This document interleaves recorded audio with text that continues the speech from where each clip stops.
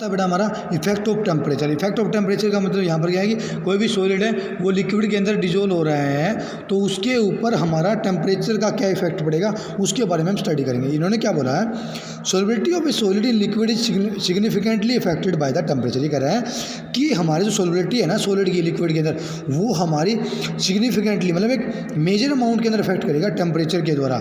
Consider equilibrium represent by equation 2.10। ये कह रहा है कि इक्वेशन हमारी ऊपर जो थी ना वो कह रहा है कि यहाँ पर एक हमारा इक्विलिब्रियम को रिप्रेजेंट कर रहा है। दिस बिंग डायनेमिक इक्विलिब्रियम, इसको क्या बोलते हैं हम, डायनेमिक इक्विलिब्रियम बोलते हैं।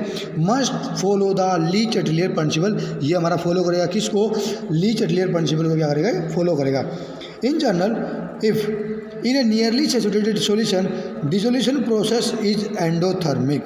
ये कह रहा है कि यदि हमारी सैचुरेटेड, मान के चलो कि एक सॉल्यूशन है वो नियरली सैचुरेटेड है, मतलब ये हुआ कि वो सैचुरेटेड अभी तक नहीं हुआ है परंतु वो होने वाला है, उस केस में क्या बोला, जो डिसोल्यूशन प्रोसेस है ना वो इज एंडोथर्मिक। ये हमारी जो डिसोल्यूशन प्रोसेस होगी वो हमारी एंडोथर्मिक होगी। एंडोथर्मिक का मतलब ये हुआ कि कोई भी रिएक्शन हमारी हो, अगर वो किसी का रिएक्शन कर रही है ना तो उसके लिए हमें हीट उसको देनी पड़ेगी।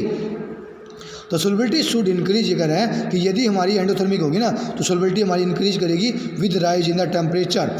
इसका कहने का मतलब बेटा यहाँ पर ये देखो ये है कि यदि कोई भी सॉल्यूशन है मेरा वो सैचुरेटेड नहीं है और वो सैचुरेटेड होने वाला है, और उसके साथ साथ क्या बताया, अगर हमारा डिसोल्यूशन प्रोसेस एंडोथर्मिक है, क्या बोला, अगर एंडोथर्मिक है, एंडोथर्मिक का मतलब ये हुआ कि यदि वो रिएक्शन अगर हमारी हो रही है वो अगर हम उसको टेम्परेचर हम दे रहे हैं, उसको हम हीट दे रहे हैं तब वो हो रही है तो उसको बोलते हैं, हम क्या बोलते हैं, एंडोथर्मिक। ये कहता है कि उस केस के अंदर एंडोथर्मिक के अंदर जो हमारी सॉल्युबिलिटी है ना वो हमारी इंक्रीज करेगी किसकी, सॉल्यूट की, सॉल्वेंट के अंदर। उसके साथ साथ ये कह रहा है कि यदि मेरी सॉल्यूट की जो डिसोल्यूशन है सॉल्वेंट के अंदर है वो अगर वो हमारी एक्जोथर्मिक है, मतलब ये हुआ कि कोई रिएक्शन हो रही है तो वो हीट निकाल रही है, मतलब ये हुआ कि वो एनर्जी अगर वो इन्वायरमेंट के अंदर छोड़ रही है तो उस केस के अंदर हमारी जो सॉल्युबिलिटी है ना किसकी, सॉल्यूट की, सॉल्वेंट के अंदर वो हमारी क्या करेगी, डिक्रीज करेगी। This trend also observe experimentally. कह रहे हैं कि इस ट्रेंड को भी हमने ऑब्जर्व किया है एक्सपेरिमेंटली। दूसरा क्या बोला, इफेक्ट ऑफ प्रेशर। ये कह रहे हैं कि सॉलिड का लिक्विड के ऊपर हमारा जो सॉल्यूट का जो हमारा इफेक्ट क्या पड़ेगा, मतलब ये कहने का मतलब यहाँ पर ये है कि प्रेशर का क्या इफेक्ट पड़ेगा जब हम सॉल्यूट को डिसॉल्व कर रहे हैं किसी सॉल्वेंट के अंदर। ये कह रहा है pressure does not have any significant effect on solubility of the solid. ये कह रहा है कि प्रेशर है ना उसके ऊपर कोई सिग्निफिकेंट इफेक्ट नहीं होगा, किसके ऊपर, solubility of the solid in liquid. Pressure का हमारा इसके ऊपर कोई इफेक्ट है वो नहीं होगा। It is because solid and liquid are highly incompressible. क्यों, क्योंकि सॉलिड और लिक्विड होते हैं ना उसको हम कंप्रेस वो नहीं कर सकते, उसको हम दबा नहीं सकते, and practically remain unaffected by change in pressure. और ये हमारे प्रैक्टिकली है, इसके ऊपर हमारा प्रेशर का कोई इफेक्ट नहीं होगा। आई होप कि बेटा effect of temperature, effect of pressure आपको क्लियर हुआ है। उसके बाद देखो बेटा नेक्स्ट टॉपिक आता है अपना सॉल्युबिलिटी है हमारी गैस की एक लिक्विड के अंदर। अब यहाँ पर देखो ये कह रहा है कि many gas dissolve in water, बहुत सारी गैसेज हमारी डिजोल्व करती है वाटर के अंदर। Oxygen dissolve only small extent. ये कह रहा है कि हमारी वाटर के अंदर है ऑक्सीजन जो डिजोल्व होती है वो हमारी बहुत स्मॉल अमाउंट के अंदर होती है, परंतु इतनी स्मॉल अमाउंट होने के बाद भी हमारे हैं जितने भी हमारे एक्वेटिक लाइफ है ना, एक्वेटिक जो हमारे मछली हो गया या फिर जो भी हमारे पानी के अंदर रहने वाले जीव जंतु है उसके लिए वो हमारी क्या है, सुफिशियंट है। On the other hand hydrogen chloride हमारी गैस होती है वो हमारी हाईली सोल्यूबल है किसके अंदर, वाटर के अंदर। उसके बाद देखो solubility of gas in liquid is greatly affected by pressure and temperature. ये कह रहा है कि सोल्युबिलिटी है हमारी जो गैस की है ना लिक्विड के अंदर वो हमारी बहुत ज़्यादा अफेक्टेड है प्रेशर और टेम्परेचर का। परंतु हमने पीछे वाले टॉपिक में क्या पढ़ा कि जो सॉलिड अगर हमारा सोल्यूट है, अगर सोल्यूट मेरा अगर सॉलिड है, अगर उसको हमें डिजोल्व करना है किसके अंदर, उसको हमें डिजोल्व करना है किसके अंदर, लिक्विड के अंदर, उसके अंदर इफेक्ट टेम्परेचर ज़्यादा करेगा, प्रेशर का उसके ऊपर इफेक्ट नहीं होगा। परंतु अगर जब हम गैस अगर मेरा सोल्यूट है उसको हम डिजोल्व कर रहे हैं सॉल्वेंट के अंदर, उस केस के अंदर हमारे प्रेशर और टेम्परेचर हैं वो दोनों बेटा इफेक्ट करेंगे। उसके बाद देखो क्या लिखा है, solubility of a gas increase with increase in pressure. ये कह रहे हैं कि सोलबिलिटी जो हमारी है गैस की वो हमारी इंक्रीज करेगी, कैसे, इंक्रीज इन प्रेशर, जब हम उसका प्रेशर वो बढ़ाएंगे। उसके बाद देखो, for solution of a gas in solvent consider system as shown in the 2.1a। ये कह रहे हैं कि मान के चलो, ये यहाँ पर फिक्स दिया हुआ है, इसको मान के चलो कि यहाँ पर इन्होंने क्या बोला कि एक सॉल्यूशन है हमारा, सॉल्यूशन हमने क्या बनाया कि हमें सॉल्वेंट के अंदर हमने गैस है वो डिजोल्व कर रहे हैं, वो उसका हम सॉल्यूशन कर रहे हैं, बना रहे हैं। ये कह रहा है the lower part of solution and other upper part of gaseous system of pressure P and temperature T। ये कह रहा है कि लोअर पार्ट है सॉल्यूशन का और अपर पार्ट है जो गैसियस सिस्टम का, उसका प्रेशर और जो टेम्परेचर है वो क्या है हमारा P एंड T है।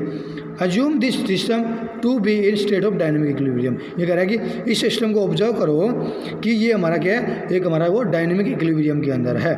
पहले बेटा पढ़ लेते हैं, उसके बाद फिर को मैं समझाऊंगा। उसके बाद देखो, that is under this condition rate of gases particle entering and leaving the solution phase at the same. ये कह रहा है कि डायनेमिक इक्विलिब्रियम का यहाँ पर मतलब क्या होगा कि जितने जो हमारे गैस के पार्टिकल है ना वो मिक्स हो रहे हैं, मतलब एंटर कर रहे हैं सॉल्वेंट के अंदर, उतने ही पार्टिकल मेरे क्या कर रहे हैं, लीव कर रहे हैं किसको, सॉल्वेंट को।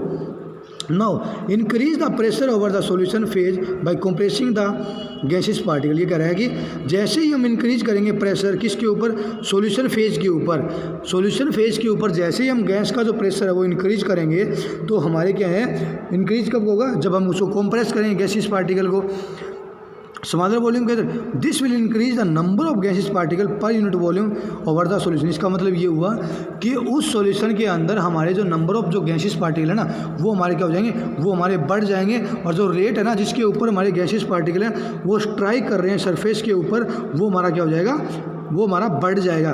किसी सरफेस के ऊपर, सॉल्यूशन के ऊपर।